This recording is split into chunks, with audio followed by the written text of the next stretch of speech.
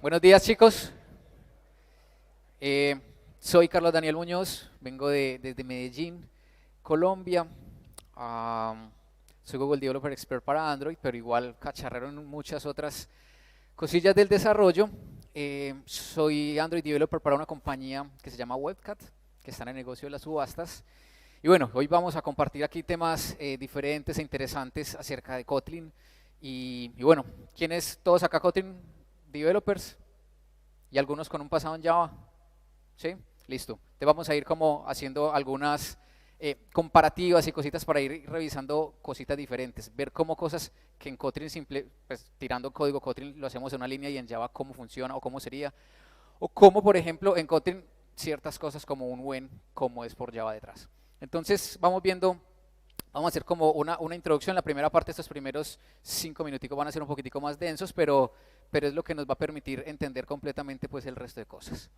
Entonces, la idea es entender cómo funciona Kotlin internamente, ¿cierto? Y cómo implementa Kotlin algunas características que Java no tiene, aunque ya en las últimas versiones de Java, digamos que tienen un paralelo en las funcionalidades, pero digamos que este contexto es para quienes son Android developers, que tenemos una limitante de la versión de la máquina virtual de Java, entonces ahí se nota mucho pues como este tipo de cambios.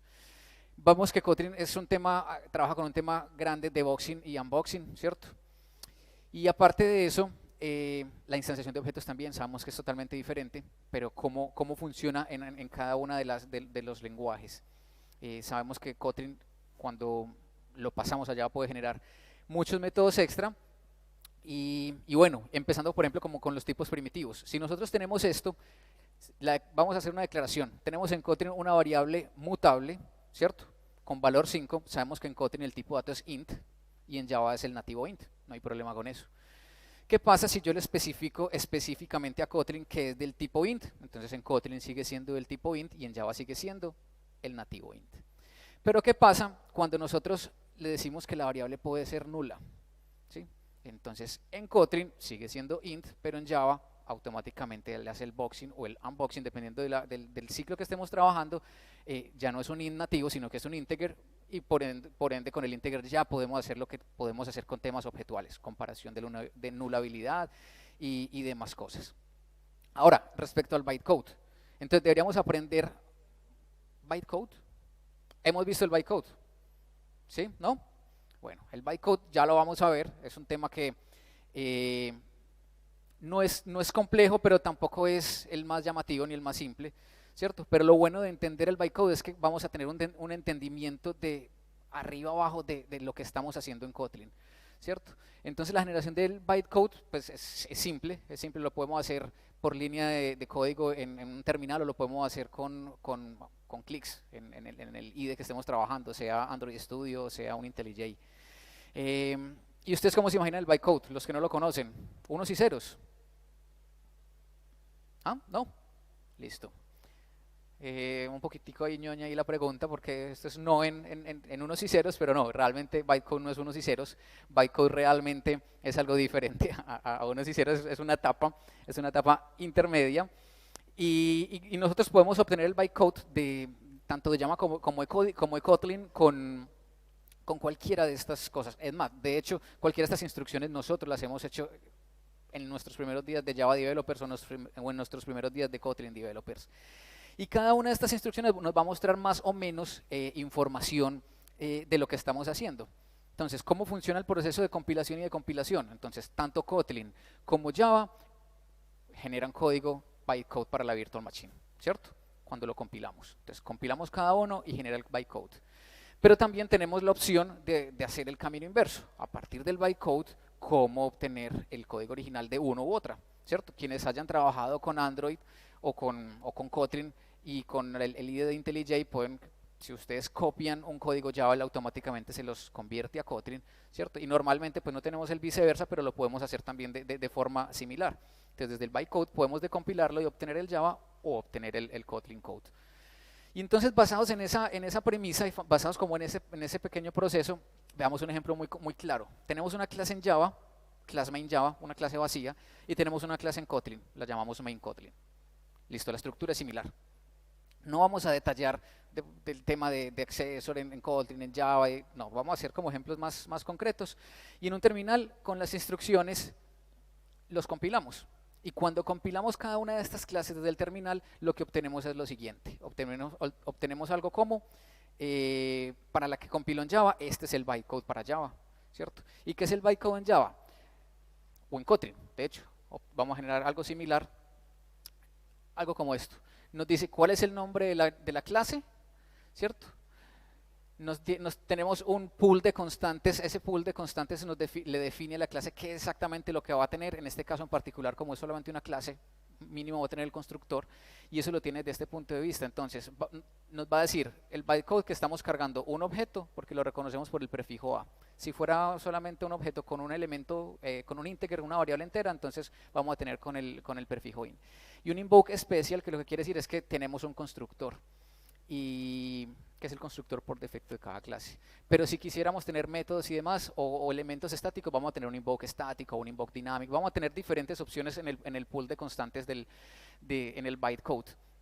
Pero miren que el bytecode generado entre Java y el Kotlin es similar. Lo único aquí que nos dice es que en Kotlin sabemos que todo es final y es público. Entonces por eso, por ende, nos lo pone acá automáticamente. En Java, como si es proclive a identificar los accesors de paquete o de más accesors, no nos lo pone y nos lo deja como un accesor de paquete.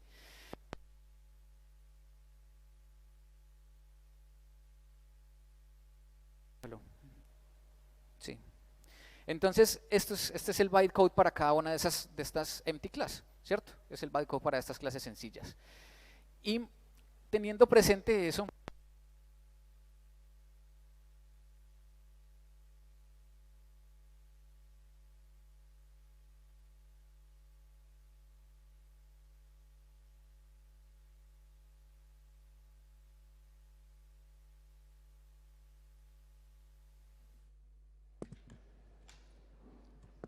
sí. Entonces, llegamos a esto solamente ejecutando la instrucción de compilación con la opción de verbose y vemos esto. Entonces, en detalle vemos que para la clase Java es una clase que nos generó de 190 bytes. Esta es información pues como relevante en general, que ya vamos a detallarla. Para Kotlin es un poquitico más grande. Y sabemos que cuando estamos generando Kotlin, va a generarse un poquito más pesado que el Java, e incluso tenemos que con el tiempo de compilación para Kotlin en sus primeras compilaciones siempre va a ser mucho más alto que el Java, ¿cierto? Entre el 15 y el 20% según los benchmark, pero gracias a la funcionalidad del incremental building que tiene Kotlin, pues obviamente eso con el tiempo va a tender a ser cero, pero nunca va a ser cero, nunca va a ser mismo. Y de hecho, yo sí me atrevo a decir, Kotlin es un poquitín más lento pues que Java en tiempo de compilación. Tenemos otra información interesante, que es el tema de las versiones, ¿cierto? Este minor version y major version nos dice en cuáles versiones de la máquina virtual van a ejecutar cada uno de los códigos, y sabemos que desde Java el código que nos generó, y obviamente con el JDK que estamos trabajando, nos va a compilar y ejecutar en máquinas virtuales desde hasta la 52, es decir, de la 45 a la 52, pero el Kotlin, como yo tenía pues forcé, cuando estaba haciendo el ejemplo, a que fuera un Java 6, forcé a que solamente se leyera hasta el 50, que es de Java 6. ¿Sí? Pero entonces información que nos genera para nosotros ir identificando cosas. Pero estas cosas pueden volverse un poquitico abrumadoras, ¿cierto? Y entonces, pues, si me pongo a pensar en eso, me genera un cierto tipo de paranoia si me quedo solo en eso, porque si quiero identificar cada uno de los elementos del bytecode, seguro que me voy a enloquecer. Pero sé que Kotlin por detrás hace todo eso y yo no me preocupo, porque normalmente, entonces sabemos que Kotlin hace lo que tiene que hacer y lo hace de la forma adecuada, ¿sí? En términos generales. ¿Por qué no decimos de una vez que completamente lo hace bien? Porque pues, es un lenguaje que está en evolución. De hecho, desde que salió el primer release ya estable, seguro que ya tenemos muchas de las cosas súper bien hechas. Y cada vez hay una curva de optimización y de seguridad que va a seguir avanzando con el lenguaje. Entonces no debería generarnos paranoia, pero sabemos que a medida que nos metemos más en los detalles van a generarse muchas más otras preguntas. Pero gráficamente, como les contaba, con un IDE de IntelliJ o Android Studio, la forma de generar el bytecode sin tener que ir al terminal es solamente con un par de clics. Vamos a las herramientas, sección de Kotlin y mostrar el bytecode de Kotlin. Entonces veamos unos ejemplos bien sencillos. Entonces tengo una clase en Kotlin que tiene esta constante, ¿cierto? Un valor, top level field en la clase. Cuando vamos a Kotlin y generar bytecode, entonces nos genera esto, ¿sí? Y esto es todo lo que nos genera cuando le damos generar bytecode a una instrucción sencilla, un top level field. Entonces ahí tiene un poquitico más de sentido cuando ahorita veamos que la clase de Java eran 190 bytes y Kotlin era 490 y algo. Entonces, porque sí, nos genera bastantico. Y si queremos ver cómo se convierte todo este bytecode en Java, entonces solamente le damos a la opción de compilar y nos genera el Java propio para ese bytecode. ¿Cómo lo hace? Under the hood lo que hace el IDE es tener una librería, no recuerdo bien el nombre, que lo que hace es eso, hacerla de coger el bytecode y generar el código Java para eso. Entonces una librería es un jar que nosotros lo podemos hacer por línea de comandos o lo podemos automáticamente hacer directamente desde el IDE. Entonces, lo que nos generó cuando compilamos ese bytecode, nos genera esto. Entonces, solamente para tener esto en Kotlin, en Java se refiere a tener esto. ¿Y qué es esto que nos genera? Entonces nos genera una cantidad de metadata que es importante para la máquina virtual, ¿cierto? Nos dice bajo qué temas de la máquina virtual vamos a trabajar, bajo qué versiones del bytecode estamos trabajando y otra cantidad de información que lo utiliza normalmente para hacer reflexiones, para hacer una cantidad de cosas. Y el código, que en Kotlin era una línea de código, en Java se convierte en esto, ¿sí? Y mire que vamos a ver unos poquitos detalles acá con los siguientes ejemplos, porque en Kotlin entonces tenemos algunas funcionalidades como los companion objects, las higher order functions, las funciones internas y el when. Vamos a ver entonces cositas cómo se comporta teniéndolo en Kotlin y cómo es under the hood con el Java. Entonces, ¿qué pasa? Sabemos que Kotlin no tiene static fields o métodos, todo lo metemos dentro de un companion object, ¿cierto? ¿Y cómo se comportan esos elementos dentro de un companion object? Sí, sabemos qué pasa con los top level fields, algunos objetos sabemos que son singleton y cómo es la clase companion object en sí. Entonces, para Kotlin, la clase y el companion object se compilan en dos clases separadas. Entonces, si alguno ha trabajado migrando de Java a Kotlin o trabajando la interoperabilidad de Kotlin y Java, vemos que cuando vamos a llamar una clase estática desde Kotlin, una clase estática Java desde Kotlin, hacemos el llamado directo. Pero cuando vamos a hacer el llamado en viceversa, llamar una clase estática Kotlin desde Java, siempre tenemos que poner una clase que se llama companion que se genera por debajo. Y ahorita miramos cómo lo genera. Y los métodos de acceso sintéticos y estáticos son agregados por el compilador para ser visibles. Entonces, como en Kotlin todo es público, cuando queremos trabajar con variables privadas se generan automáticamente unos métodos sintéticos que son pues, de la teoría Java, lo genera el compilador en tiempo de compilación y es lo que nos permite hacer como un paso intermedio para acceder a todos estos campos o métodos que son con el modificador de acceso privado, por ejemplo. Entonces, miremos este companion object en esta clase, tiene una variable privada, se llama tag, y esa variable privada la llama otra función para imprimirla. Entonces el código en Java generado para este Kotlin es algo como esto. Entonces pasamos de tener aproximadamente unas 10 líneas a tener unas 24 o 25 líneas de código, ¿cierto? Segundo, mientras que en Java se lee un top level field o una variable constante, se lee directamente la variable, en Kotlin lo que pasa es que 1, se crea la clase companion. 2, se crea un método para hacer un get de la variable que queremos hacer. 3, se crea el método sintético para que desde fuera del companion se pueda acceder y finalmente la podamos mostrar. Entonces es una curva larga y entonces hay veces cuando les decía se genera como paranoia porque es mucho. Pero entendamos, esto está totalmente optimizado y seguro, lo cual nos permite seguir trabajando con Kotlin sin problemas. El punto es que es interesante conocer esos detalles, pero a mí me abruma un poquitico. El ir viendo todos esos detalles. Pero es bueno,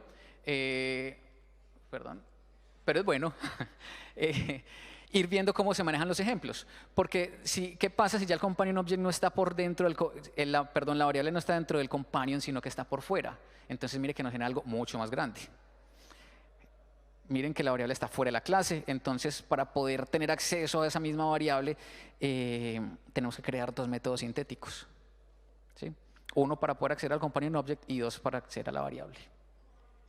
Y sigue creciendo. ¿Y qué pasa si utilizamos el const? Bueno, si utilizamos el const garantizamos que que el acceso va a ser de cierta manera, pero nunca vamos a deshacer de estos métodos sintéticos.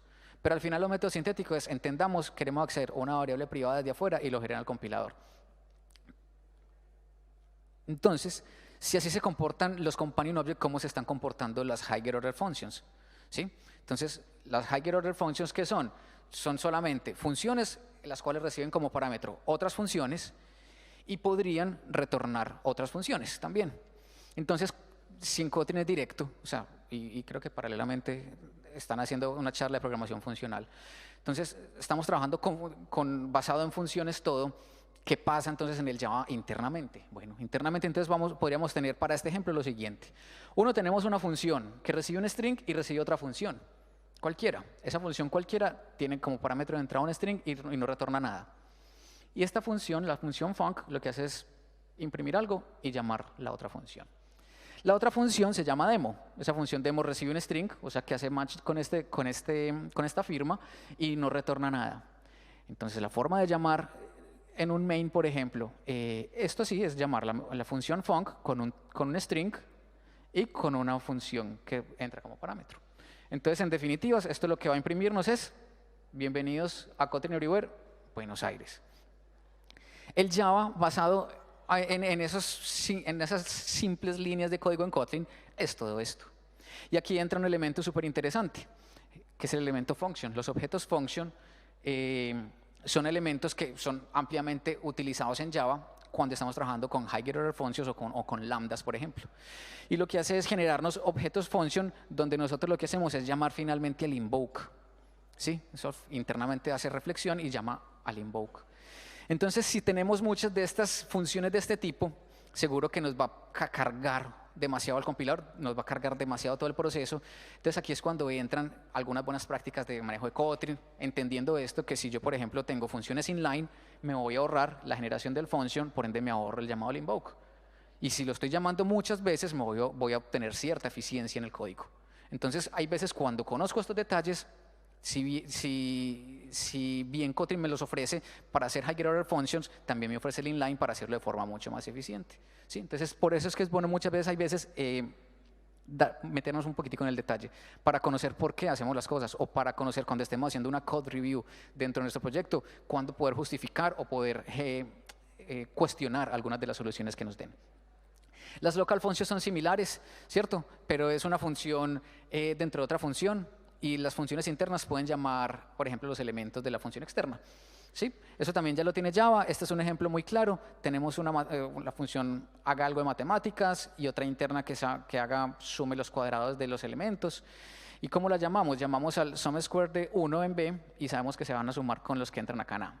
Pues es ejercicio un poquitico más de cacharreo, pero al final nos genera esto. Y es similar. Nos genera, además de generarnos los func, ¿cierto? Para poder hacer el invoke de los métodos internos, de las funciones internas, nos genera una cantidad de cosas adicionales, con invokes adicionales, métodos sintéticos adicionales, pero es bueno entender que eso también, si uno fuera un poquitico más ñoñito o nerdo o como le quieran llamar, uno lo puede hacer también a pelo, pero esto es lo que es internamente. Los when, ahora vamos a algo un poquitico ya no tan etéreo, algo que sí podemos utilizar en el día a día. Los when o el switch. El when es el llamado switch de Java en Kotlin. ¿Sí? Esto es simple. Tenemos una clase que tiene un método que recibe un entero y dependiendo del valor del entero nos retorna un string. ¿Cierto? Si es 0 nos retorna hola, si es 1 nos retorna chao y si es otro, pues oe.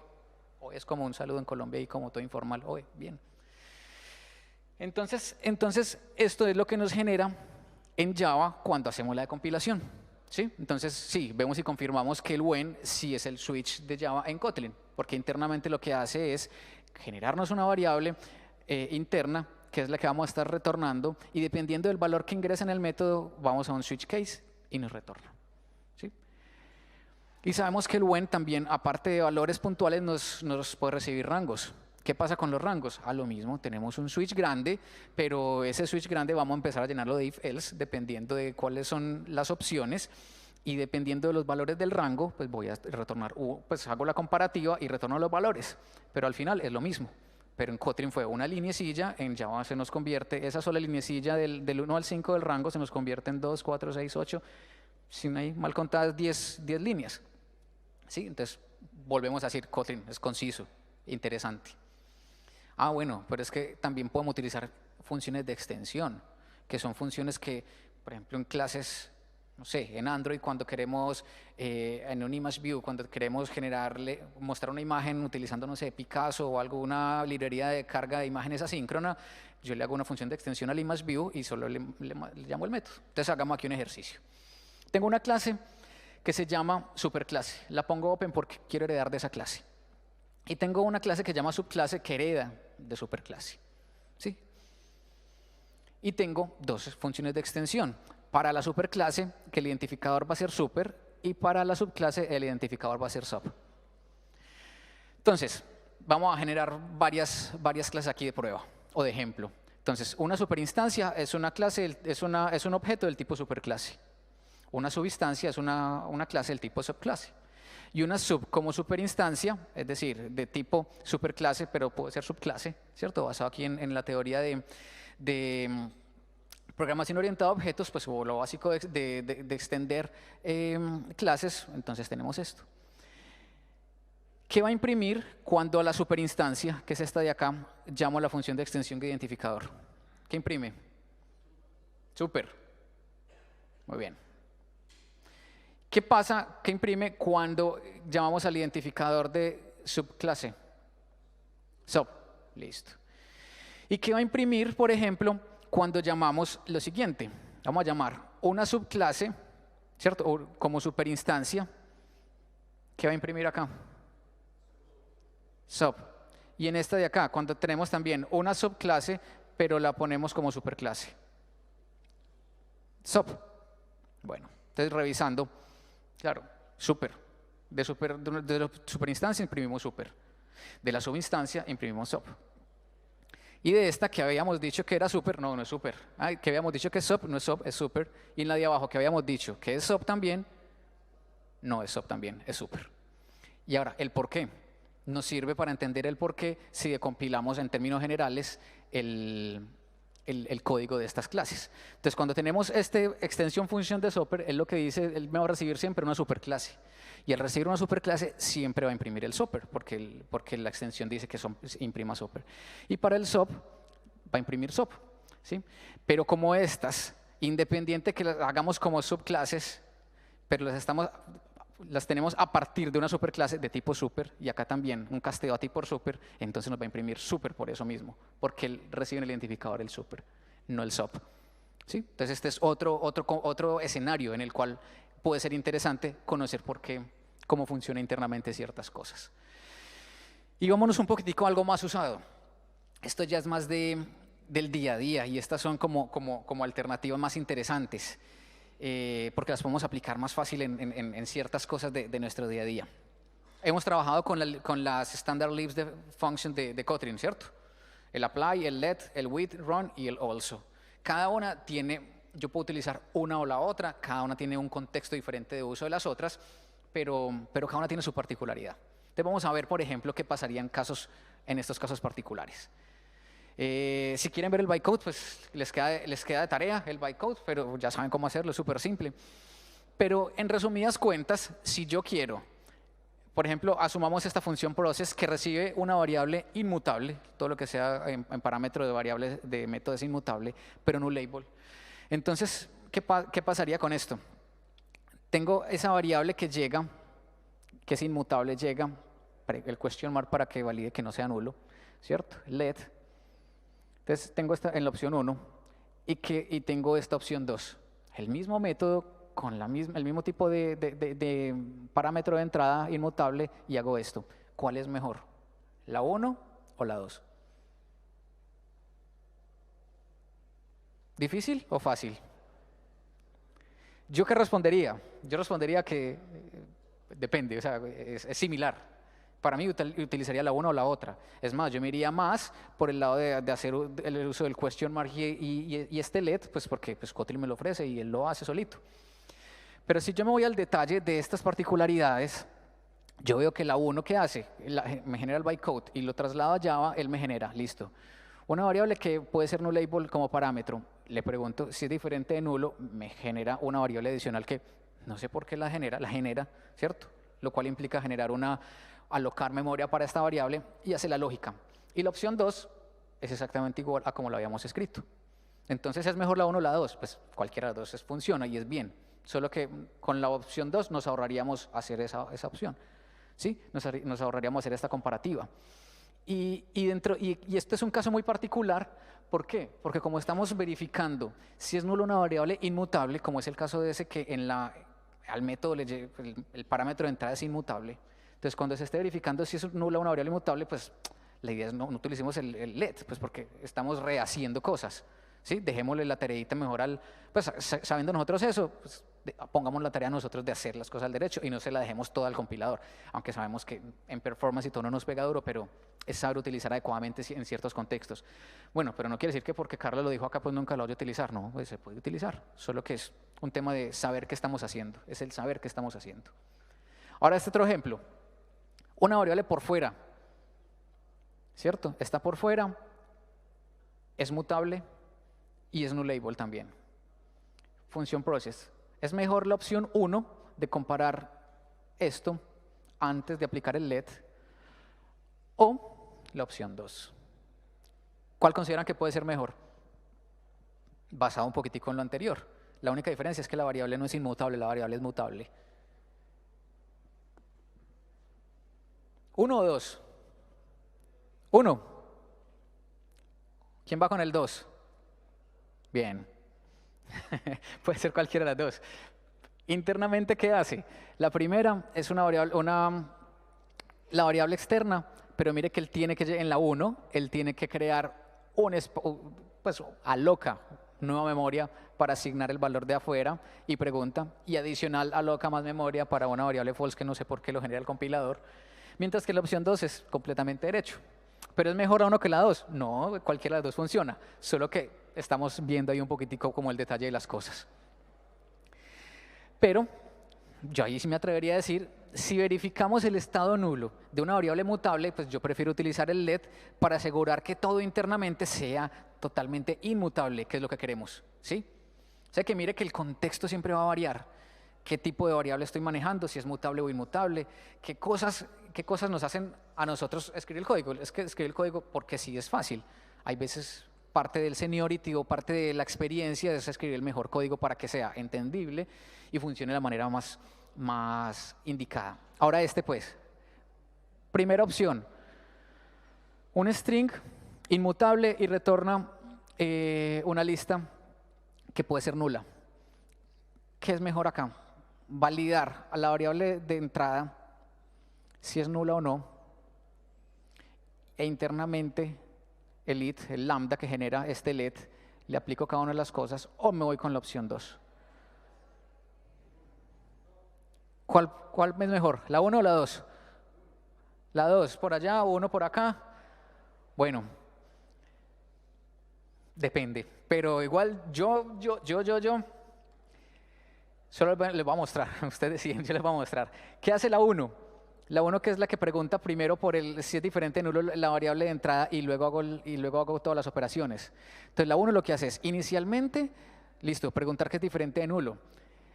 Genera esa variable falsa que yo no sé por qué siempre la genera. Y luego internamente asigna a la variable de retorno toda la operación.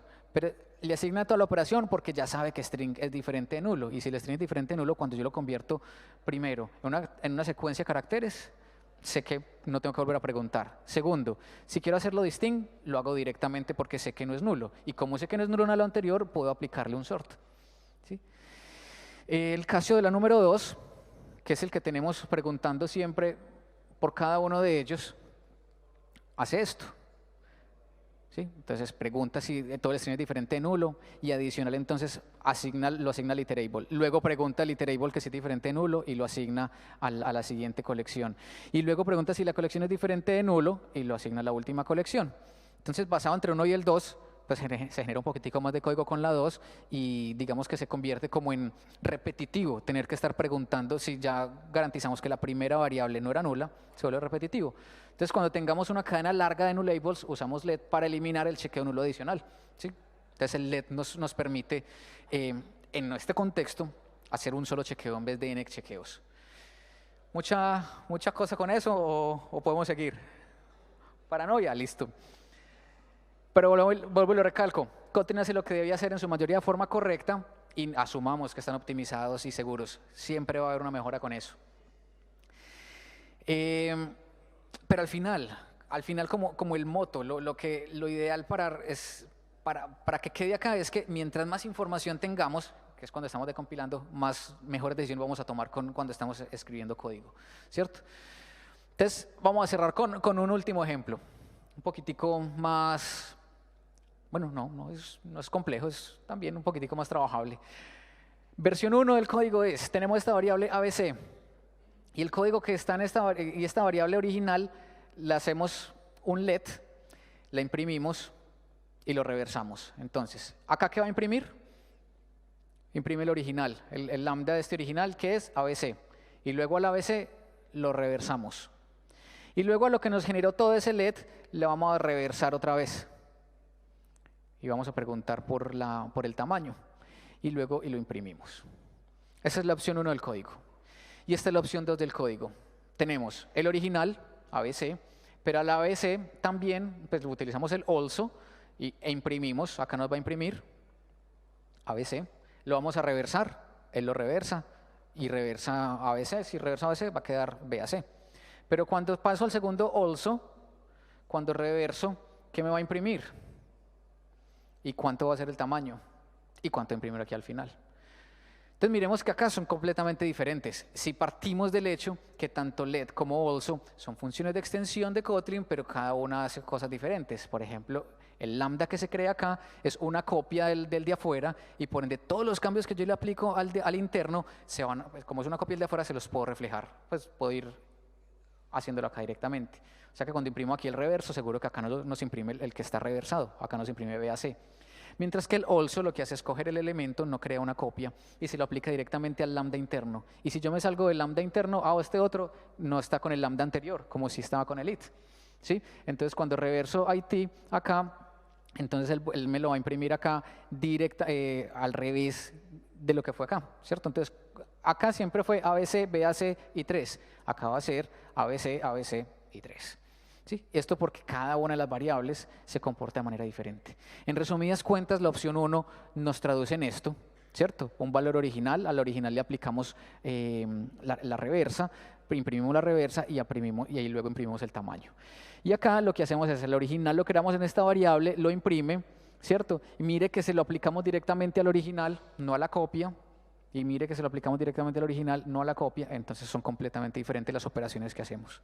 Entonces, por eso es bueno muchas veces también ir a todos esos detalles de por qué algunas cosas funcionan de la forma en que las escribimos en el código, ¿cierto?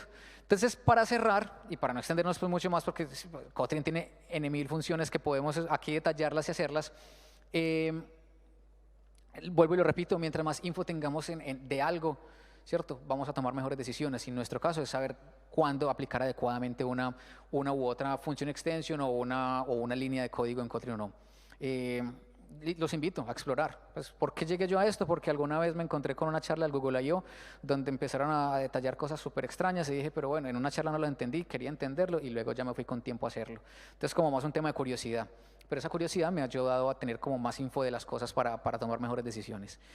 Y ahorita cuando les preguntaban de las opciones, ¿cuál es mejor si la opción 1 o la opción 2? No siempre esperemos que sea lo uno o lo otro, ¿cierto? Pongámosle, pues pueden ser cualquiera de las dos, solo que depende del contexto en el que estemos trabajando, entonces se va a acomodar mejor la opción o la otra.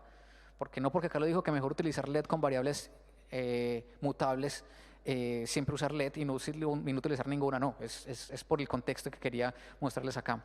Y lo que funciona para algunos casos no funciona para otros, ¿cierto? Y que es lo mismo, un sí para uno puede ser un no para el otro, ¿sí? Y por último, pues si se debe o puede usar algo bajo algún contexto, en alguno diferente puede que no sea necesario. Entonces en algunos contextos es mejor utilizar alsos, mientras que en otros sea mejor utilizar run, mientras que en otros sea mejor utilizar let. Y a veces los resultados de los diferentes benchmarks pueden dar que un sí o un no debería usarse un feature de Kotlin sí o no. Es decir, si en un code review le van a decir, hey, no, es que estás haciendo un let de una variable inmutable, no lo hagas, porque eso, pues Carlos nos dijo el otro día que cuando compiló el bytecode, pues, no, o sea, no se basen en eso. Tengamos un poquitico más como de criterio para las cosas. Entonces, aquí quedan como los recursos en los cuales basé esta charla. ¿Tiene alguna pregunta? Sí.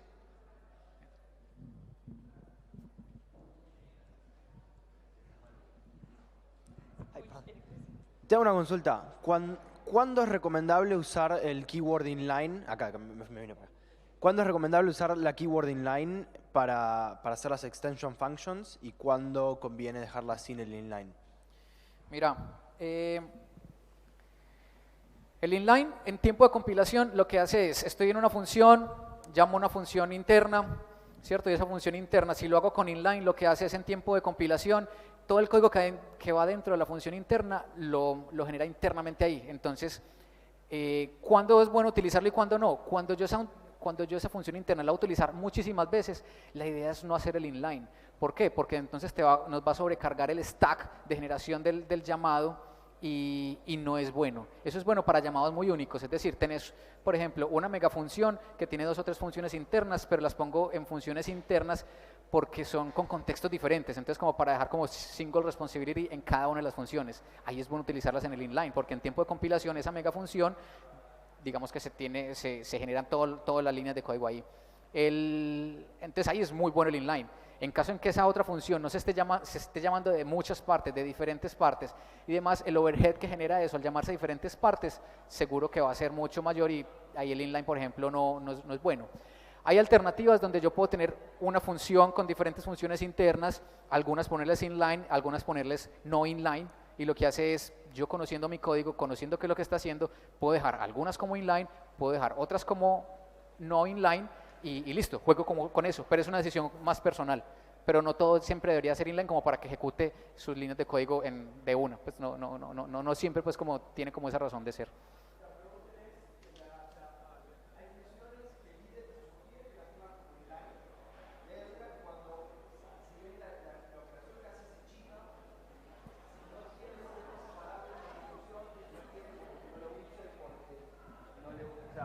Te lo ponen como un warning. Repetí esa última parte que no la escuché bien. Hay ciertas funciones, cuando vos en el IDE usabas extension functions como inline, porque, no sé, por ejemplo, la que mostró Melissa, creo que es, ¿cómo se llama la chica de arriba? Maribel. El punto to Yuri de string. Se declara como inline fan y lo que hace es yuri.parse. Eso lo manda como inline. Sí.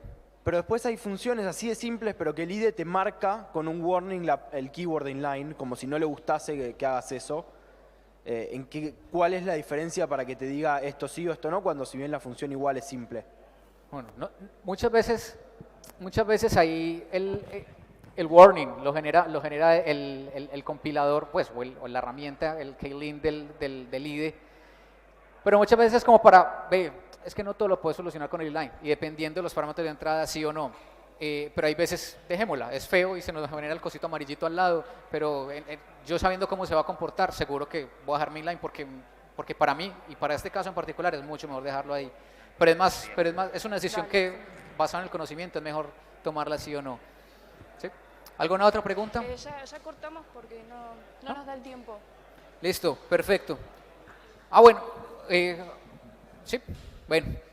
En la zona de networking podemos revisar otras cositas en detalle, los que tengan, y bueno, y como fue la única pregunta y lo único que tuvo tiempo, pues se ganó ahí el termo, se lo ganó. Muchas gracias muchachos, nos vemos la próxima.